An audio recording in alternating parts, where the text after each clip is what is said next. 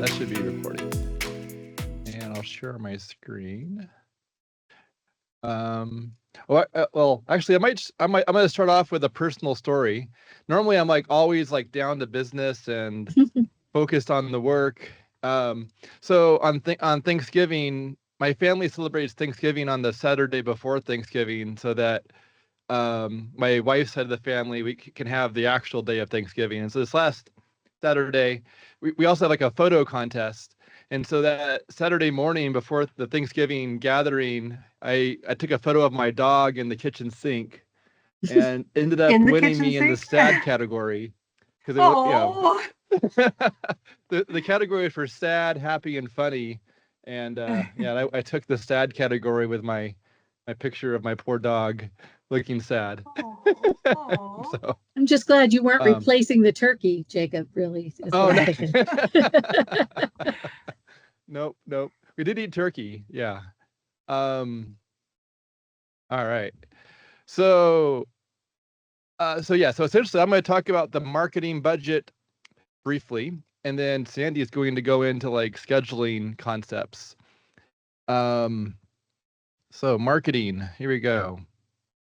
So my understanding is that most for-profits, their marketing budget somewhere between 5 to 20%, or 4% to 20%. And just to give you like a baseline of like another industry or area, but yeah. So we're going to talk about the annual marketing budget and why this is important, what a good marketing budget may be, what a normal marketing budget might be, and again, why this is all important. And then we can have some room for questions. So essentially a marketing budget. Oh, welcome, Bob. Hello. So we just got started. So a marketing budget is important because essentially for a pregnancy clinic, it's important because it determines two things. One, how often you reach your mission, meaning how many times you get to help a woman in the scenario that she is facing.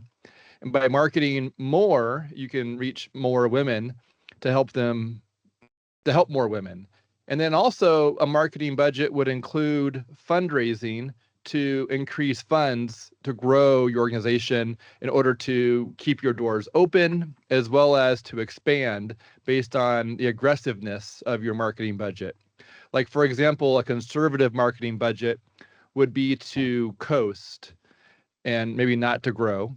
And an aggressive marketing budget might be to grow the number of supporters, as well as to grow the number of clients. And growing the number of supporters is a way of balancing the ongoing growth on the client side. But essentially, so that's why it's important, is because it helps you reach your mission more often. And so according to CareNet, a small pregnancy clinic should have a goal of 10% as their marketing budget, and a large pregnancy clinic should have a goal of 20%. However, what I've experienced talking to a lot of pregnancy clinics is that most pregnancy clinics are between 0.5% to 5%. That's been the most common range that I've heard. And I haven't asked every clinic about their marketing budget. I sort of wish I had, because then I'd have a better number in my head. But I would say most are under 5%, and there's quite a few that are under 1%. And so all that to say is,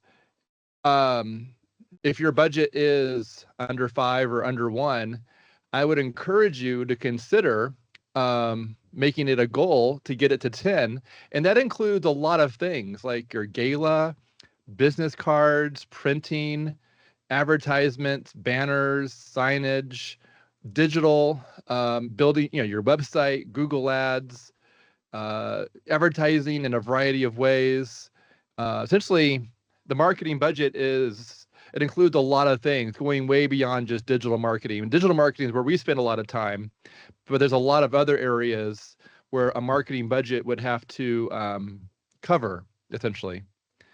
And And then going back to this is important because, yeah, so going from 1% to 10% is a big jump, or from 5% to 10% is also a big jump. But I would say it's important because if it helps you reach more people to serve, then we're reaching our mission of saving more lives and bringing the gospel, bringing life, bringing Jesus to more people and families. And um, so marketing is not just an expense; it's more of a way to fuel, to expand, reaching the mission more often. And that's, yeah. So essentially, I wanted to keep this one short, and then open it to questions or thoughts. So Stephanie, what are your thoughts or questions after hearing that? Well, I quickly grabbed my phone so I could calculate what our budget actually percentage is. And ours is like 4% of our That's better than budget. average, or higher than average, I should say. Yeah. But yeah, it's good to know what it is. Now CareNet, yeah, now you know what CareNet's suggestion or recommendation is connected to that 4%. Right. Um, I wonder, does CareNet have a percentage? Do they have recommendations for all the areas? Because that could be really useful in kind of seeing if you're out of whack in one place or another. Do you know that for offhand? all the budget numbers. Yeah, because we're Heartbeat International. I don't know if I've ever seen anything like that, but I think I'm going to ask them. Yeah, I have not seen a number from Heartbeat. In fact, yeah, I don't know of a group outside of CareNet that's actually made and I think CareNet's recommendation seems to be almost like industry standard, more so than, I mean, essentially, if according to my research, a nonprofit typically is between like 5% on conservative growth or conservative coasting, and then upwards of 20% or 15% for aggressive growth. And in some industries, it ranges based on conservative versus growing. Um, and it also ranges based off of industry type, like whether someone's in education or manufacturing, in these different categories. A startup will sometimes spend upwards of 30% on marketing because they have to establish themselves in the marketplace as a new entity. But then that's able to decline after they get established, and people, brand recognition becomes more common. But yeah, I don't know. That's a great question. I don't know if I would expect Heartbeat and CareNet probably do have really strong recommendations, or they probably have a lot of data based on, what people have done or maybe what people should do. Okay. Yeah, that's a good question for me to be asking. So. Yeah. How about you, Bob? What are your thoughts on budgets when it comes to marketing budgets, perhaps? Good question. Probably the most painful part about a budget is marketing. Um, you're not really sure, it is a science. You're not really sure how effective it's going to be. And yet, we have to force ourselves to do it.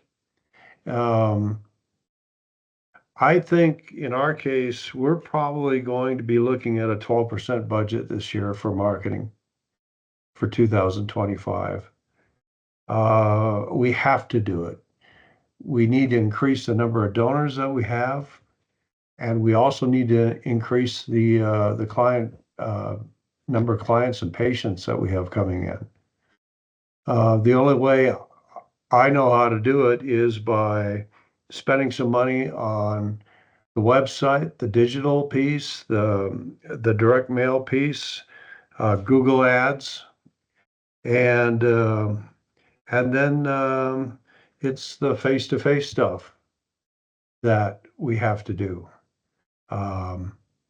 with churches and respect life committees and that sort of thing. So yeah, like I tell the board, it is painful, but we have to do it. We don't have a choice. Not if we want to grow. Yeah. you know, in our particular case, we spent way too many years sitting back, accepting what was coming in, and it's not good enough. So we're going to kick it up to about probably 12% this year. Yeah, that should reflect, like, that's a growth number. That's what I would see that call that. Yeah, that's a growth number, or that's strong growth. Or it reflects a desire for growth. I mean, well, so this presentation, well, yeah. So Sandy, if you want to say anything about budgets, go for it. But otherwise, I'll let you share your screen and you can roll into the calendar side of the conversation for what that might look like. Yeah. So one thing I would say, like with the budget, because that, is going to apply to what we do here, is I think what Bob was saying is really pertinent, because advertising is not necessarily tangible. What's tangible is being able to meet our clients' needs. It's tangible when we bring them into the center and we offer an ultrasound, or we offer the pregnancy test, or we offer the baskets after the babies are born. Those are the tangible things that we can see. Okay, and so our donors look at that and they go, okay, I can see this helps, but how does advertising help? And so I think it's a hard thing to take that budget and make it a priority, I think, sometimes. But how do we help those women if we don't reach those women? So I think that's, where the budget really comes into play, is to say, how can we help? How can we do what we need to do if we don't reach them? So I'm going to share my screen here in a second.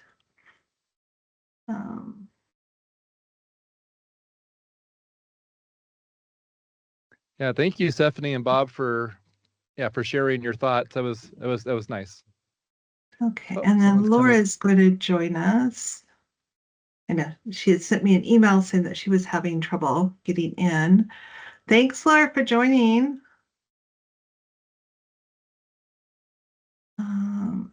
Share this right now. There we go. Great. And I'm not at the beginning. Here's a quick view of everything I'm going to say. I don't know why this did this. See, this is what happens when you review it before you actually present it. You find yourself. No, it's not supposed to do this. I'm going to stop sharing for a second. I'm actually trying to get it to where it doesn't move on its own, and I had it that way the other day, and now it's like it wants to just take over and autoplay, Okay, present full screen, presenter view. Nope. Present full screen. Present full screen at your own pace. Well, we'll try again. Oh, you might have to share your screen as well whenever you're ready. I am getting there.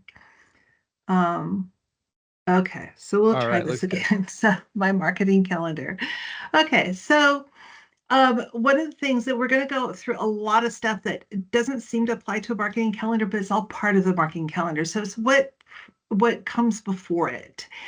And the reason being is that when you are a center leader, a director, any part of it, you are doing so much. There's so much on your plate.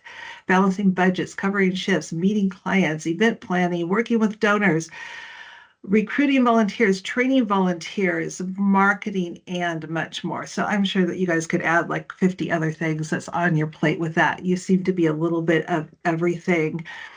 And then there's media and marketing strategy. And that always, a lot of times, not always, a lot of times comes at the end of everything else, because everything else is pulling you in different directions as immediate needs.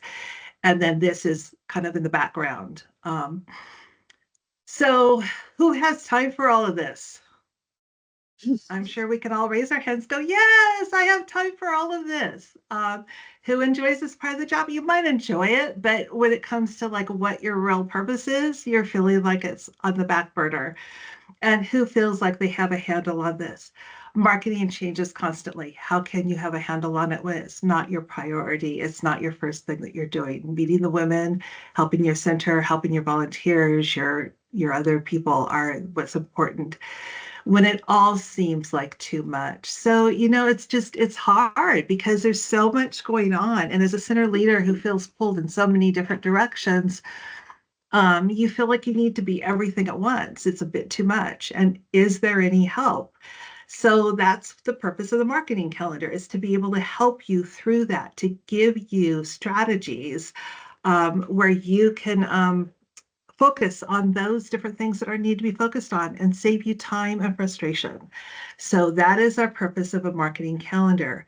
But before we even get to a marketing calendar, we'll talk about what it is. And that's a strategic tool used to organize and plan marketing activities over a specific time frame. So it could be a month, it could be a week, it could be annually, it could be quarterly. It aligns with marketing efforts with business goals, ensuring campaigns are executed effectively and on time. How often do we come and we go, oh my goodness, it is it's Giving Tuesday. Where's my It is Giving Tuesday, and we should have already done this. And then we come to that point and we're like, wait, stop, we can't we can't make it all happen. So I am so sorry. I'm really struggling with this.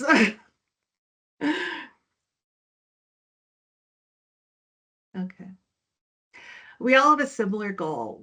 I still think I feel like, okay, there we go. We all have a similar goal. We are trying to reach women who are abortion vulnerable and support, guidance, empowering them to choose life while feeling heard and reassured. How do we reach this Gen Z? So I'm going to kind of focus on that because that's a young group, even though you do have women in your 30s and 40s that you need to reach. But the Gen Z is a new thing. It's very difficult. How do you reach your target client? Just when you thought you knew what you should do, it's all very different. They relate differently. They find things differently. They research differently. It's all very different. Marketing is more difficult than ever. There's social media, there's YouTube, there's TikTok, there's Instagram, there's Google or Chat GPT.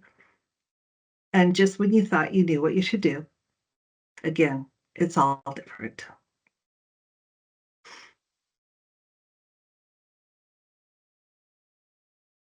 Okay, I'm going to hopefully pause for questions for a second. Do you have any so far that you want to bring up? Yep. Okay, we're going to keep going then. The purpose of a marketing calendar: prioritize and schedule tasks, ensure timely execution of activities, align with business objectives, link campaigns to goals or opportunities, promote, collaborate, provide clarity for team members and stakeholders, monitor performances, track progress, and adjust strategies, avoid overlap or gaps, ensure consistent and balanced messaging. So this is your purpose of your marketing calendar. Areas of focus. A robust marketing calendar integrates multiple areas, including search engine optimization. So what we want to talk about there is scheduling content updates, keyword research, optimization efforts, planning blog posts, landing pages, and website improvements targeting specific keywords and user needs, and coordinating technical SEO audits and implementing fixes. So that's one aspect of your calendar that you're going to want to put on there. Another aspect is Google Ads. So you may be doing paid or grant, but you're, again, planning those ads campaigns for key periods like product launches, promotions, seasonal sales. So when we talk about sales for us, it's a little different. We don't have quote sales, but we do have things that are going to come up that we're going to be launching, whether it's for our donors and it's a baby bottle campaign or it's something specific that we want to reach the clients with. Allocating budgets and setting up A/B testing schedules for ad performances and monitoring performance for metrics and scheduling optimization sessions. So those will all be on your calendar as well. Then social media, mapping out content calendars for platforms like Facebook, Instagram, TikTok, and LinkedIn. And again, some of these would be client. So you guys are in a unique situation. You have to do client facing and you have to do donor facing. So you have to do really 2 different calendars at one time, because some of those things are going to be meeting one and some of those things are going to be meeting the other needs. Scheduling posts, stories, or campaigns aligned with events, promotions, or awareness days, and then coordinating with graphic designers and writers to create compelling content. Then we need to look at blogs and content marketing. This is super important too. If we don't keep our website fresh with new content, with updates and different things like that, we're not going to score well on Google. So setting deadlines for blog topics, drafts, reviews, publishing dates, ensuring alignment with keywords, research, and SEO goals, integrating calls to action that support other marketing efforts. So there's a lot that goes on your website as well that you need to be thinking about and planning on your calendar. And then areas of focus, web improvement, scheduling website updates like new features, design enhancements, UX testing, coordinating with developers for implementing timelines, tracking performances improvements through analytics and tools.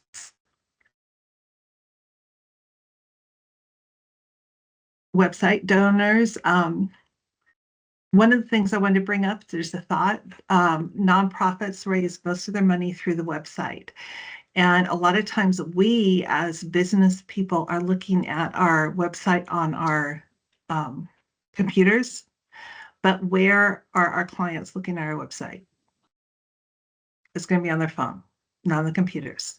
So if you have an older website, is it compatible with the phone? How does it look like on the phone? What are we seeing? What are they seeing? So that's super important. Does it need a refresh? Is it just old? Is it every single time they see the same thing when they come onto it? So it doesn't engage them. Are you keeping up-to-date info on there for them? Are you keeping something that's going to cause them to say, oh, I want to come back? Especially when you think about donors, because donors are going to see your website over and over again, hopefully, because they want to, go on there to find out new information and so forth. So are you keeping them engaged? Do they want to come back to see what you have on there? And if you don't have new content on there on an ongoing basis, what is their need to come back?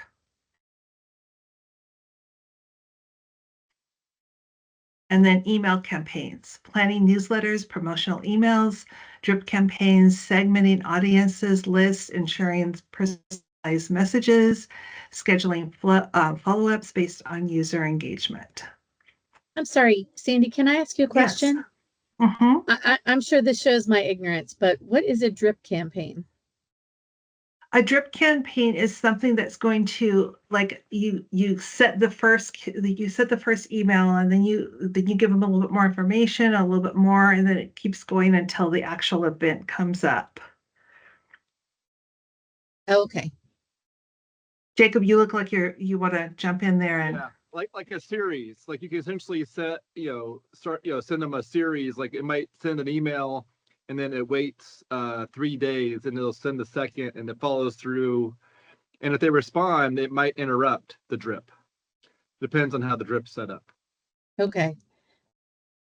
That could be something that's kind of automated, right? Yes. Yes.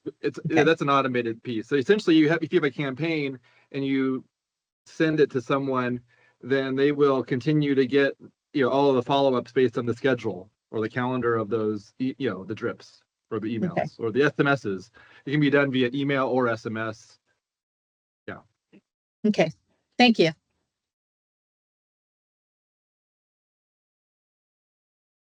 And then finally, analytics and performance tracking. So that needs to go in your calendar as well.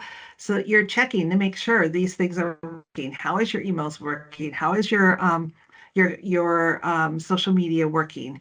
What are your key performance indicators? What's important to you?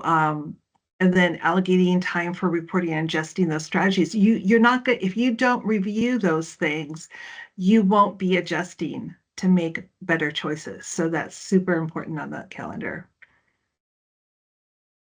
Okay, any question? Whoa, I don't know what it's doing, but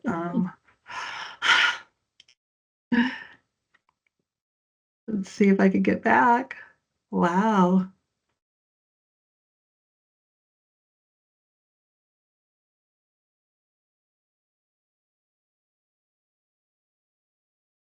Wow, it just jumped to the end. I'm really struggling this one. I'm going to tell you a little story. It's my turn to tell a little story. This morning I got up, I went in to go fix my coffee, just like normal. And well, first of all, I overslept. I slept through 3 alarms. That's not normal for me.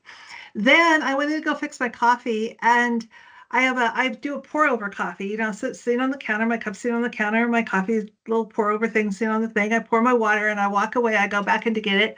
Coffee's all over the counter. It's all down, dripping down the front of the counter. And I am just like, what happened? Well, sure enough, I filled up too much cream in for the coffee. And it was a smaller coffee cup than I normally do because I wanted a Christmas coffee cup.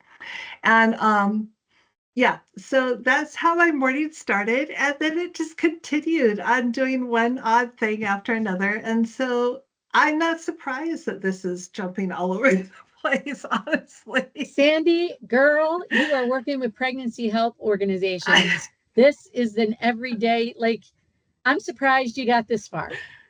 Right? Sometimes I just have to throw my hands and go, well, you know what? You can laugh or you can cry. I'd rather laugh. But okay, so we kind of answered questions.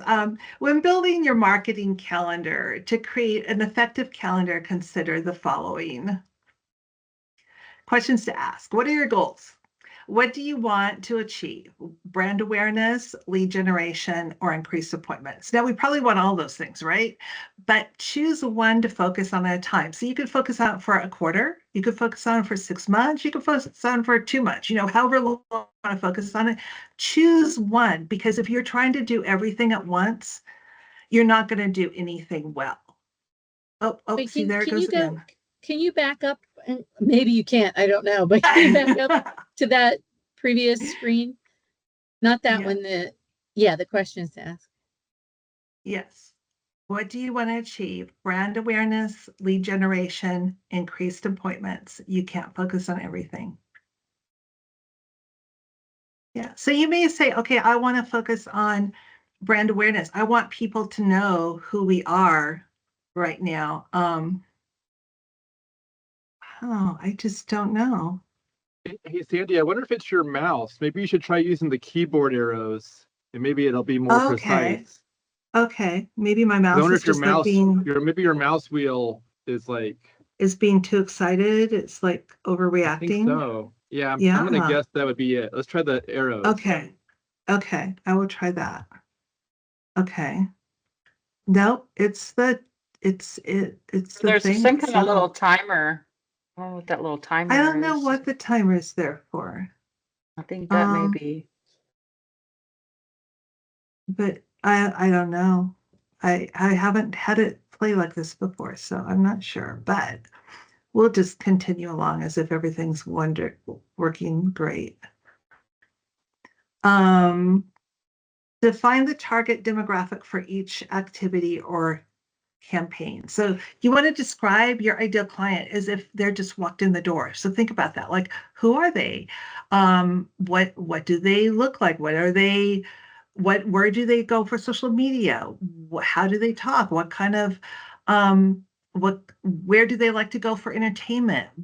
If you were describing somebody that just came in, like you were telling me as a friend, who your target person is, that's what you want to think about when you plan that campaign. You can't reach everybody. If you try to reach everybody, you're not going to reach anybody. So you want to really narrow that in and say, who are we trying to reach? And that can change again, like in 3 months, when people will do a different target. But right now, who are we going to reach today? And that way we can use their voice. We can use type of, even like with music background, if you're doing social media, like make sure that you're hearing what they want to do and that you're relating to them how they would want to be related to. And then what resources are available. You gotta be realistic with that. Assess your team, your tools, your budget, your knowledge, your skill, your time. And then, first of all, pray about it. Find out, God, what do we need to do here? And how can we best meet these women's needs and reach them? Embrace growth. Remember to do what you do best and delegate the rest to others. So if I am really good at one thing and I'm really bad at something else, I'm not going to try and do that something else because it could take me 3 days to do something that somebody else could do it in 15 minutes. And I probably wouldn't do it well.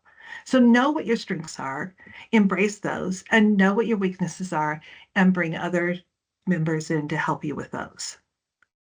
I mean, in reality, if it takes you 3 hours to do something that you hired somebody to do for 15 minutes, there's a return on investment there that you need to think about. What are the key dates and milestones? So if you have something that's going on that you need to reach your clients for, then think about that. Like, I need to have these things done by this date, so let's plan in according backwards, include holidays, information launches, events, promotions.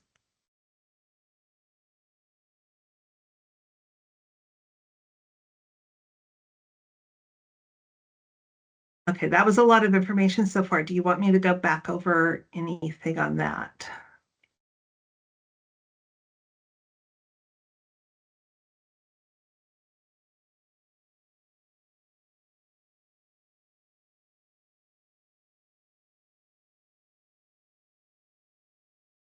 Laura's Can we have a printout of the slides? Yes, Laura, you will get, sorry, Jacob, I beat you to it. Yes, you will get a complete, when we send out the follow-up email, it'll have all the slides in it.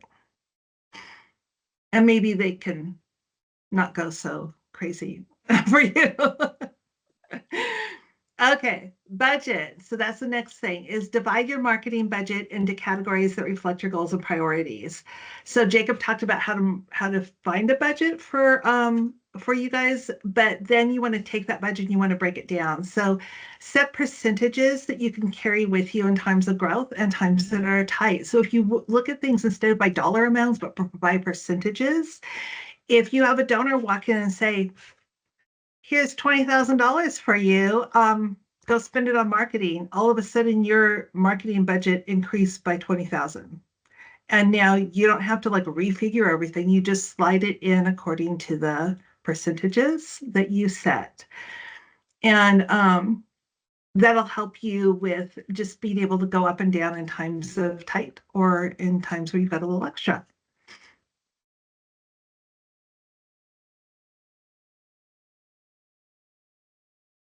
And then find your team. So in a marketing team, you could have a social media, you could have content writers, you could have Google Ads, you could have web manager, you could have a marketing manager, you could have all these different things. It might be just you. It might be you and a couple volunteers. It might be you and somebody you contract to do work with, like iRapture. So you need to find and understand who your team is and what they're going to do for you, and then find out where the gaps are.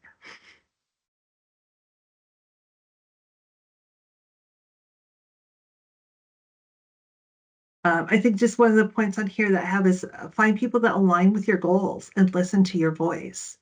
So if you have somebody that's great, but they're not hearing who your client is and what the voice of your clinic is and who your clinic is and how you want to reach people, and they've got great ideas, but they're willing to help, but they're not in line with that, that's not helpful. You really need to find people who are in line with the direction you're going to be, and make sure you're in line with that too. Always be looking at, because I'm not gonna be who my client is. My client is gonna be very different than me. And so I need to look at things from the client's world and be able to reach them in their space. Now you're ready to build your marketing calendar. So once you've done all this stuff, now you're ready to go in and actually build the calendar. And this is actually pretty simple, is that you're going to find the different areas. So you've got your focus area, and this may be more than this, may be less than this. But what I have on here are kind of some basics: SEO, Google Ads, blogs, web updates, analytics. And then, so I just put like a very basic, like week 1, week 2, week 3, week 4. And so each week you can look at it and go, this is what I need to do this week. Or maybe you have somebody else doing those things, so you've assigned them out. But you would still want to follow up and see that those things are being done. So if you break it down into little things, little categories, and take a look at it. So for this example, I used week 1. You're going to do key research and meta updates, and you're going to set up a campaign, and you're going to publish a blog and review your CTAs, and then review December data and set goals. And then the next week you can do landing page optimization, and then A/B test creative. So see, each week you have this very specific goal that you're going to accomplish. So it doesn't seem like this huge thing to bite into. And then another thing that you'd want to do on top of that is that you'll see that I don't have social media on this one, because social media is kind of a beast in its own.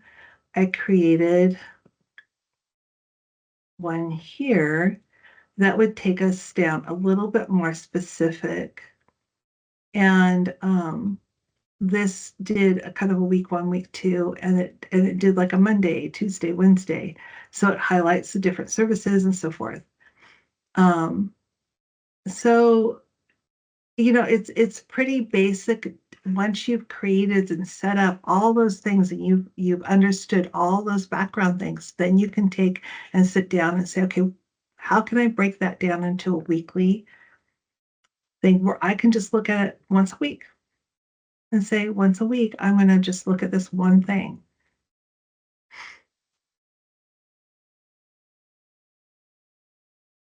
That's good, Sandy.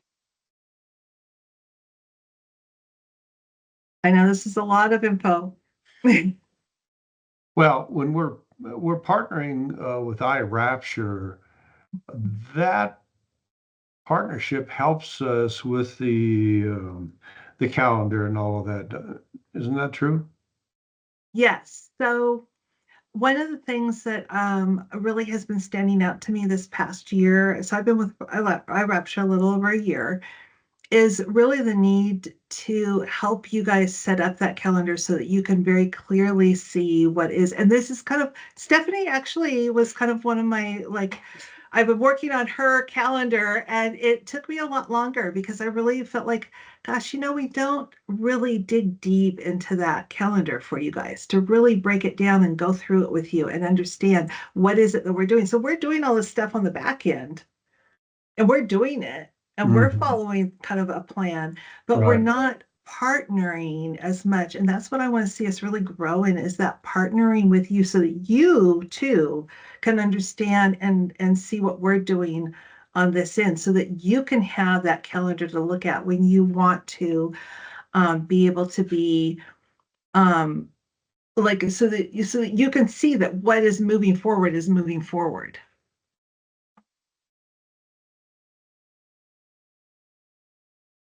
Can you talk a little bit more about Gen Z and what they're up to? So yes, and in fact, I think I really put one of these in here where I said, and I didn't really go into it much. Right here. Gen Z, YouTube, 96% are on YouTube for information. So that's where they're going to learn things. So in the past, a lot of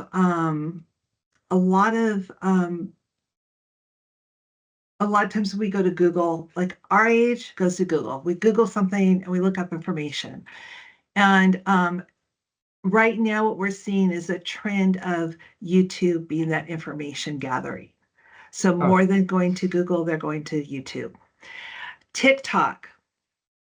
Everybody knows Gen Z, they're on TikTok. They're on TikTok to find out product now. TikTok, like I was just listening to a thing on TikTok that it is becoming more for product, it's becoming more and more it's stronger. So like if they're looking for a new pair of shoes, they may look on TikTok.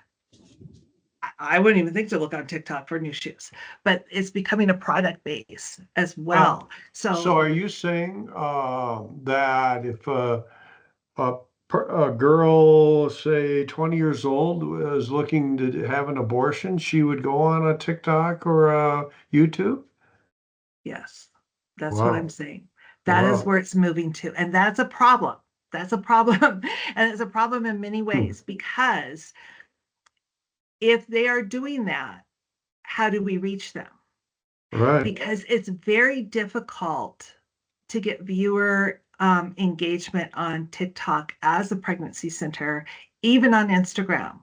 So we're working a lot to get to really understand that Instagram base, but also the TikTok base. So if you look here, TikTok for product discovery is 86%, but it's 91% for product discovery on Instagram. So they're still going on Instagram more for product than they are on TikTok, but TikTok's growing huge in that product world.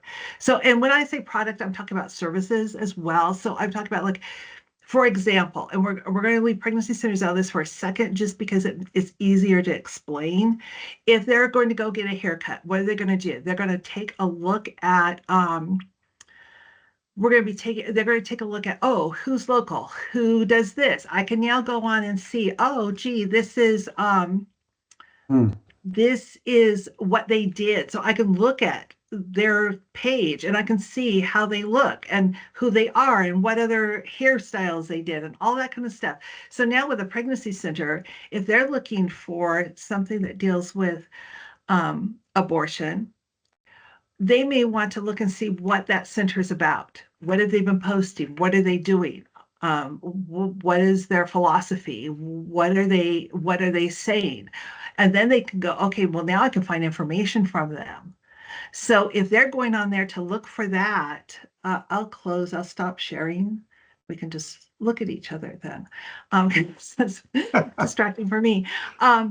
So if they're going on there to look for that and they pull up, something on abortion and they find Planned Parenthood, they're going to find information on the pill and they're going to find information on what the after effects are and they're going to find information on that. But they're finding the wrong information because they're not telling the truth, So how are we going to get in front of them on these social media things that they're going to for their information and for their social aspect? So this is just so important to really understand how to reach those kids on there.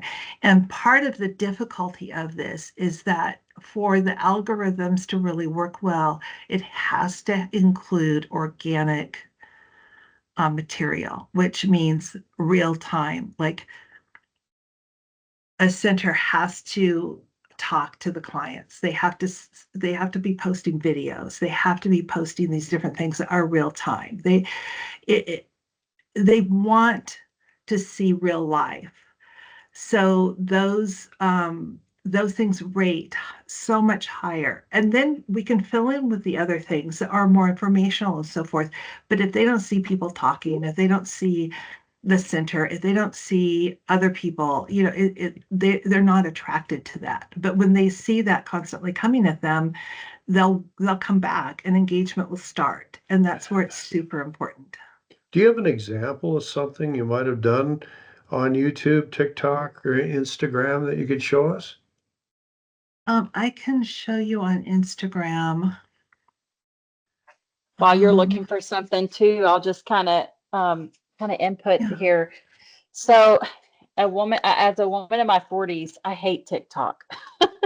But I've been trying to learn more myself because what Sandy's saying is so true. Like our younger generations, these kids are all over TikTok, and it's real content, like real what is that um new app all the kids are doing? It's called Real Time or something. Anyway, it's like they just take a little snippet of what they're doing right then at random times throughout the day.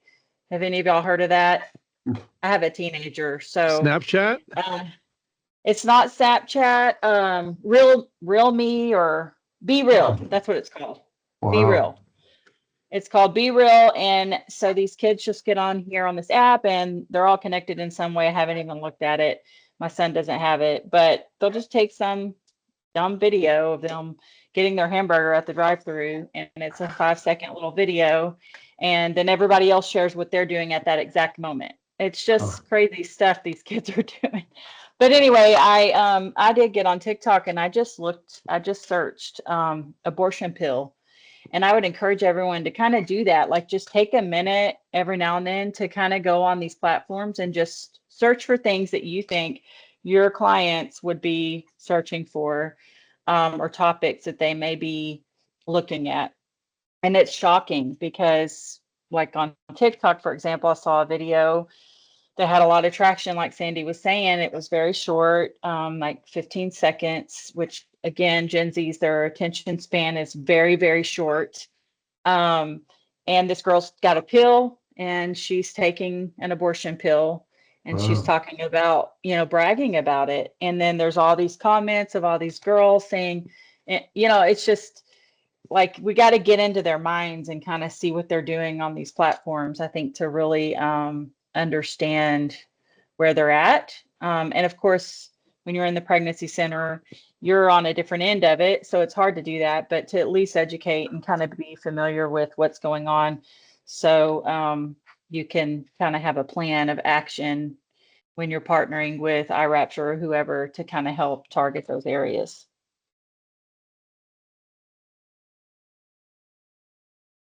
I think that might be the hardest thing about this show. One of the hardest things about this job is it forces me to watch content that I find revolting in order to Yes, know what I'm doing to combat it. it's true. It is so true. Yeah, definitely. Well, just widget makers probably don't have to watch revolting content in order to market their widgets, is all I'm saying. Okay, so I'm going to show you a couple of things that a center did to engage. And I'm trying to pull it up in two different places here so I can find out the analytics on it as well, which I'm not finding. Okay. So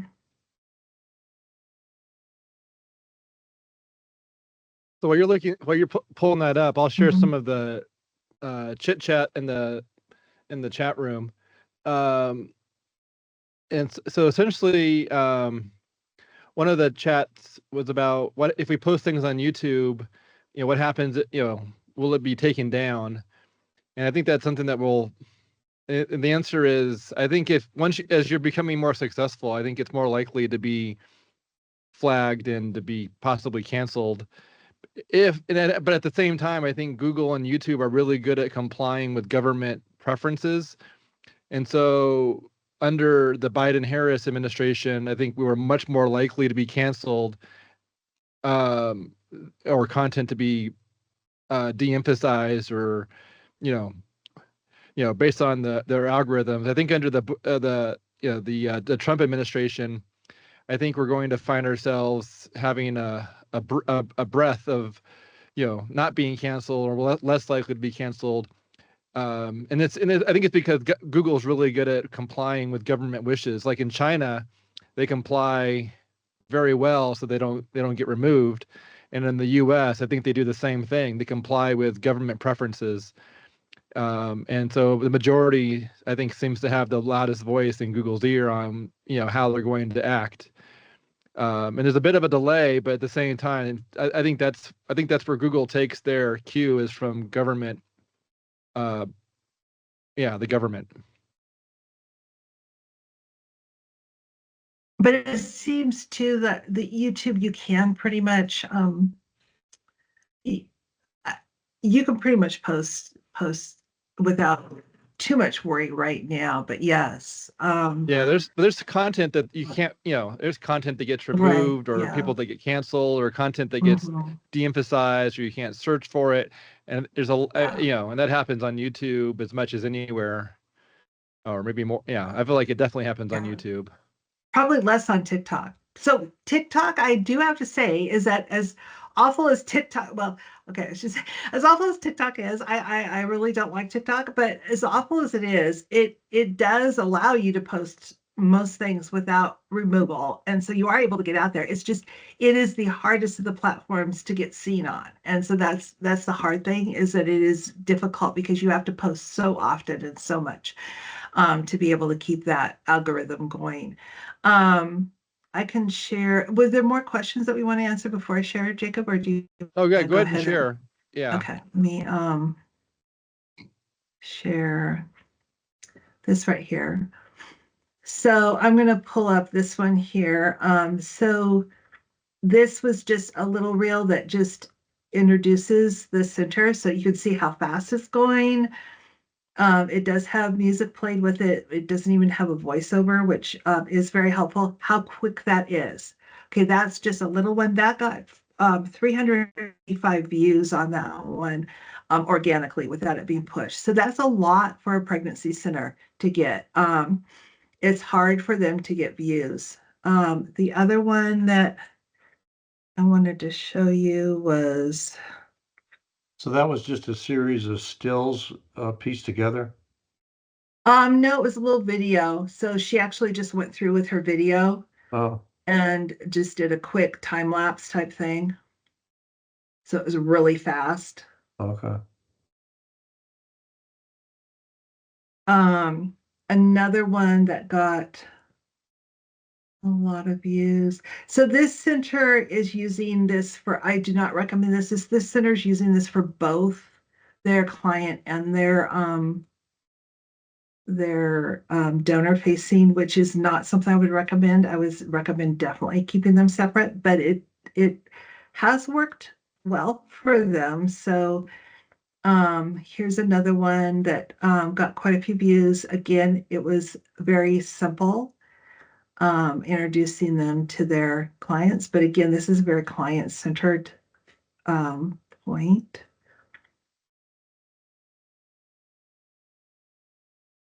I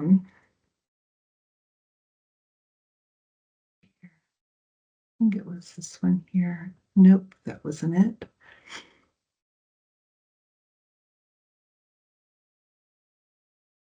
So this one is not center oriented, but it does, it did get quite a few views on this one. So this one used a mix of just Getty or Canva type images.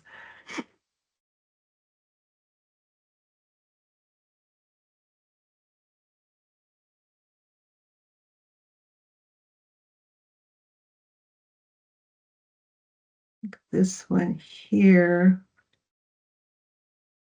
they were at a high school presenting, and so that one got a ton of views. I think it got like over 500 or so views. It got a lot of views.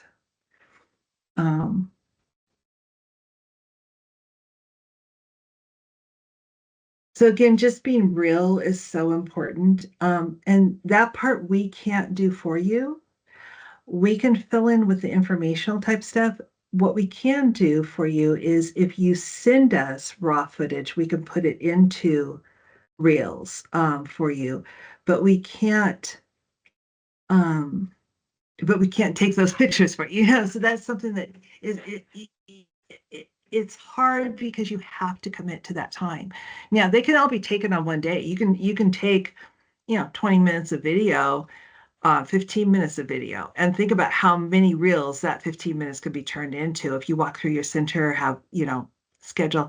And then if you do clients, this is one of the things that's tough, but if you get a client that's so excited and it's just been blessed and you interview them, you can break that interview up into several different parts and put it throughout a year, reuse that one little interview with them over and over again. So there's a lot of creative ways that you can do that without a whole lot of effort. And again, we are more than happy to take those reels that you send just off your phone. Doesn't need to be anything else. This is what makes it real. That people want, again, that authentic content right now. And the more you put that, the more you're going to be seen on Instagram and even TikTok. Not many of the centers have gone into TikTok, and part of that's just because it is demanding. You need to post daily, at least on TikTok. What TikTok says is 3 times a day. That's a lot. Yeah, that is a lot. Wow. With Instagram, you can do 3 or 4 times a week. So once a day is ideal on Instagram. Facebook is like, a couple times. But Facebook, I don't even, I mean, you can do Facebook because it's easy to, you double up, but Facebook for the younger people is very rare. So Facebook really is more for your donors. Facebook and Instagram is more for your donors. TikTok and Instagram is for your clients, and then YouTube, of course, as well is good. And that's now with the YouTube Reels. Honestly, I have not delved deep enough into that yet. That's kind of like next on my checklist is to understand that more. But now, YouTube has gotten into the shorts, and so now you can take whatever you're making for Instagram and TikTok, and now you put it on YouTube and. It's hard, but it's a lot. But this, I think, if we look at the next 5 years, if we're not doing it now, when they're showing a decrease, and this is where they're not going as much to Google, they're going more to these other things. If we're not doing it now, when Google is still strong, what's going to happen? I mean, I'm not saying Google's going away. Google is going to be an impact forever, but what are we going to do in the next few years where this is going to be a major part? If we're not doing it now, we're not getting a handle on it now.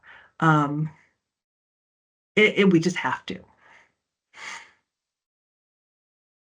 It almost feels like, pregnancy centers need to kind of band together and create like a million TikTok videos that we all just share and change the background color to or something. Well, we do have those. So you guys, we do have a library. We are building it daily. I am really on top of that right now. I am getting our team. We've got 2 great, Suzanne, who's not here, and Carlene, who's not here, and they're excellent at this. And we are getting those videos out. So we are building that library. It takes time. But again, those can't be authentic. Those aren't your center, and we need your center. We've got to have that in there as well. Otherwise, you won't get people returning if they don't see the authentic. But if you keep the authentic on there once or twice a week, they'll come and see the other things too. And that's where you get the infographics on there. You get the carousels on there, which you can give more information, more informative type things, lead them to your website. The whole goal is to get them to your website. So let's, put those things on there. Well, they'll go to the website. The stories are so important right now. If you're not posting, if you're not taking your posts and turning them to your stories, I'm sorry, I'm still sharing my screen and it's bouncing all over the place. There we go. You guys got to tell me, stop sharing. But if you're not doing that, you want to, everything that you post should also be made into a story, because with your stories, now you can take and you can link those stories where they can just click on and go straight to your website. And that's important. Like if they see something on there, if they see it on there and it resonates with them, well, I want to find out more. They can just click that link and it goes straight to their website. So every post should be made into a story. And you don't have to do it the same day. You can do it 3 days later, so it's not the same thing at the same time. Yeah, I think a key takeaway too is really once you determine who your team is going to be, like you were saying, of people that are who's on your team to do this, to make this happen. Is it going to be someone specific at your center that's going to help you with your social media or whatever marketing you're focusing on? Or are you going to have IRAPs for doing some of it? Figuring out who that's going to be, and then planning, I think, is key, because I have a center that I helped start, and that's something that we're trying to figure out right now too, is we're all over the place. We're all Yeah. so busy. We got a million things going on. It's so overwhelming. But if we can take a minute to breathe and plan, that's what I told our director is, I want you to go through, and I want you to, like Sandy said, to just spend 30 minutes videoing different parts of the center, video the nurse talking to a client, video an ultrasound scan, video looking at a pregnancy test, just little clips of videos, and then send that to me. And then I can work with that, and I can schedule the posts out. And then that way we have a plan and a calendar and a schedule, and we can make it happen. Because otherwise it's so big. Like she said, let's focus on one thing, let's make a plan, and then we can kind of make it happen. One of the things I see a question in here is, sorry, I turned off my mouse because I thought it was doing it, but it's actually my computer that's doing it. I'm not sure what's going on. But I think Laura asked about pre-planning your social media, and I recommend it that you you sit down one day a week or once a month or whatever. You can schedule them out a month in advance, and go onto that calendar and just schedule them all out, and they're done. It's so much easier than saying, oh, I'll just do it every morning, because believe me, if you're going to do it every morning, you won't. Other things will be busy. So you just got to put it, that's what your marketing calendar is for, is to say this day, this time is my scheduled time to do this. And I'll go ahead and schedule it out. And those can be done in the meta. And then, yeah, so that, and then, Canva, Laura mentioned, or Stephanie, you mentioned Canva. And you guys all know that Canva does have a nonprofit free version of the pro. Yeah, okay, good, because that's that saves you, I mean, it's like $15 a month now, I think, for the pro. So that saves you that little budget amount as complete. And they have awesome videos on there too, so like if you need a little extra video to make something with it, they've got some great resources on Canva, and some great ways to do that. Using the templates on Canva is great. Just make sure that you can go in there and you've got your your branding able to put on there. So you get your branding on there, and you get and you choose your fonts and use those over and over again, so it looks like you. So when people pull it up, it's identifiable. So that makes it easy to be able to do that with Canva. I think too, what do you GPT think chat. about live videos for donors, like on your donor site for Facebook, if you have like an event, stuff like that, do a quick little live video. I think it makes it real and helps people to connect and then get excited and say, oh, next time I want to go, So I think that kind of helps too. So with the one that I had up earlier, they did an event recently, and we posted, videos from it during the event. We posted videos after the event. We posted videos when their guests came. And there was a lot of website activity from the donors because of those posts. So that's super important. So if you, again, that separate your donor and client out, and make sure that you've got that. Again, it's a lot of work, but it's important. And then GPT chat, make sure you guys all are familiar with GPT chat. It is so helpful. You can put in a topic, and you can tell them, like there's prompts to do and everything, but they can give you content for your, so for the captions, they can give you content ideas for the entire month. So if you have like a concept that you're going to be wanting to talk about, a specific, let's say you want to talk about the pill, the abortion pill, and you put in all the information for them and everything, you could even put in an article and say, turn this into 15 different chats. I mean, 15 different, what am I trying to say? Content, for the post. It will do it for you. And you can just go back and you can then tweak it a little bit so it sounds human versus always when you use GPT chat, always go in and make it human. Okay, let's see what else with the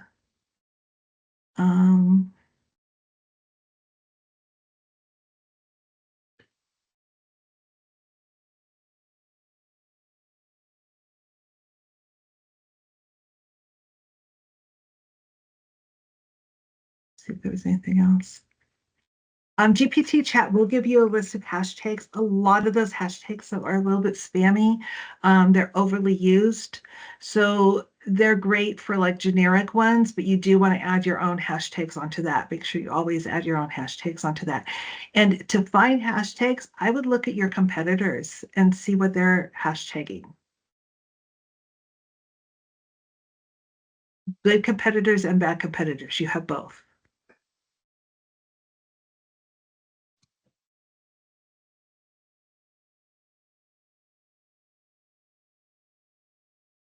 More questions? I know we ran over. I'd like to know if Jacob will pull one of those guitars off and sing us a song. I mean, we stare at these every time we see them there.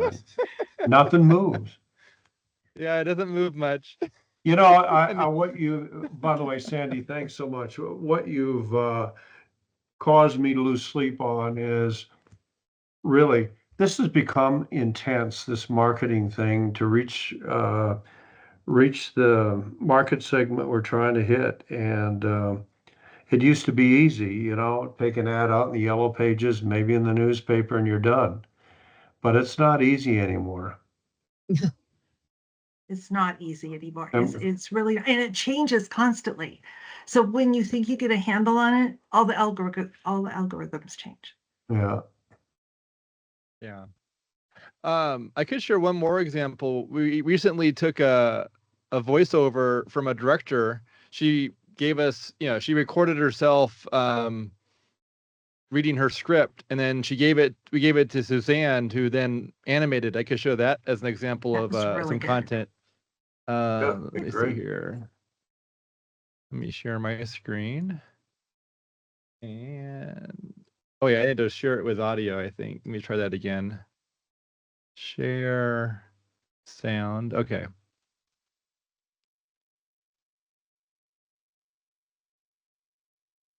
And thanks to the generous partners like you, in 2024, the Women's Clinic celebrated its 20th year of serving as a California licensed medical clinic, providing free pregnancy tests, limited OB ultrasounds, support services like mentoring, and material goods like diapers and car seats for individuals facing an unplanned pregnancy. By participating in Giving Tuesday, you once again join us in our mission to protect and defend the sanctity of all human life. And you join us in empowering a new generation to choose life for preborn children and encounter the life-changing grace of Jesus Christ. Please give today by clicking on the donate link, and check out our new Friends of the Women's Clinic website at wcav.org. You can learn different ways to give, stay up to date on events, hear client testimonies, join our prayer team, and learn how you can volunteer. Once again, you can go to wcav.org. Thank you for partnering with us. Bless you. Thanks to that's great, Jacob. Actually, that's really great. The generous partners like you.